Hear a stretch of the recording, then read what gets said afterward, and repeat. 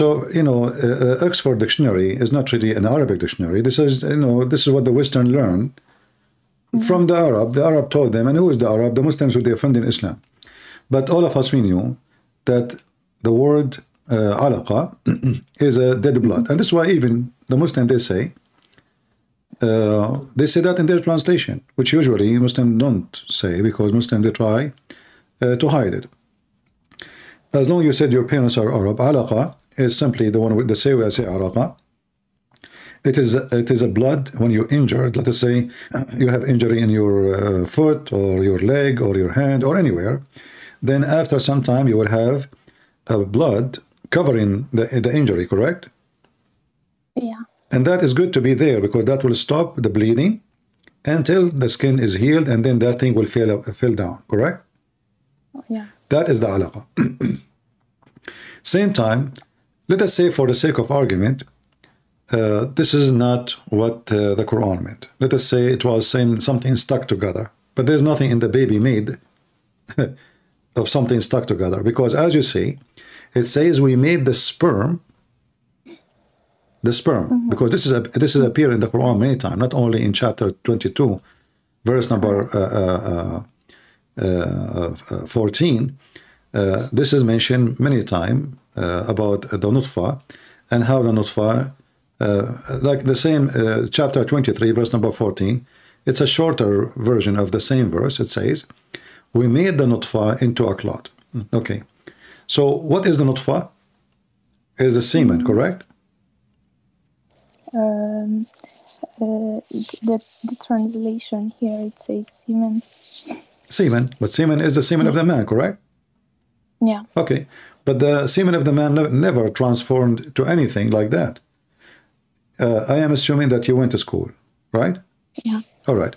So when we go to school, what we learn, that the semen go to the women egg and do the fertilizing, correct? Yeah. Okay. So is the semen become something, or the semen just fertilize and deliver the DNA, and then the egg is going to grow? It is the egg. Yeah. There is no egg here. So this is number one mistake. And here it says that the semen become a clot, not the semen made a clot. No, the semen become a clot. And then the clot become a lump. And then the lump become a flesh. So all of those, they were what? Semen. So based on the Quran, the semen is the one who become a baby. And this is absolutely very false. In the top of that, who knows what the Quran is saying better than Muhammad? What do you think? Your mom, me, or Muhammad? For sure Muhammad, right? Yeah. So if we go now to what Muhammad said, we will find this. Let us go to what Muhammad said. You can see my screen, or you cannot? I believe it's... I see the picture of Mufti Menk. Oh, okay, it's going to refresh for you. Okay. So if we go to the hadith, trying to understand what Muhammad is talking about, we will find Muhammad give us details, and those details will clear everything, every doubt about what's happening. Read with me. I don't know if you can see the screen now. 1 second, there is not going on. All right, I will read until you let me know when you see it. I will read it for you. When the drop of semen remains in the womb for 40 or 45 nights. You can go right now and search on Google. You will find that semen cannot even live more than 5 days inside the women, and the semen does not go to the womb. Semen don't go to the womb. Yeah.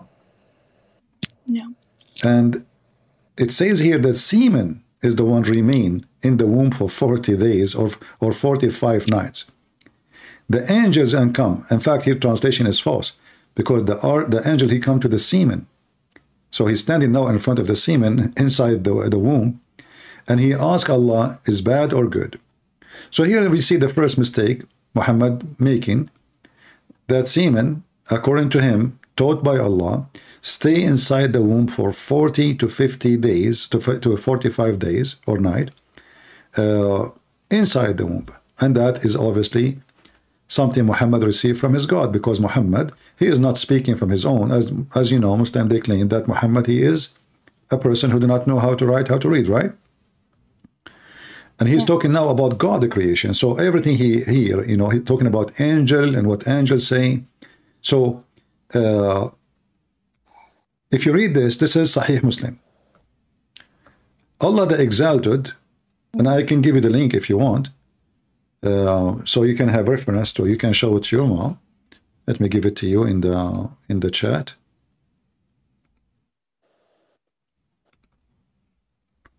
I just gave you the link. You can open it from your side. So Allah the Exalted, the Glorious, has appointed an angel as the caretaker of the womb, and he would say, "My Lord, it is now a drop of semen. Oh my Lord, it is a clot of blood." Do you see it? Yeah. Who's talking? Muhammad. Yeah. Okay. Was Muhammad wrong? If Muhammad was wrong, then Muhammad is not a prophet.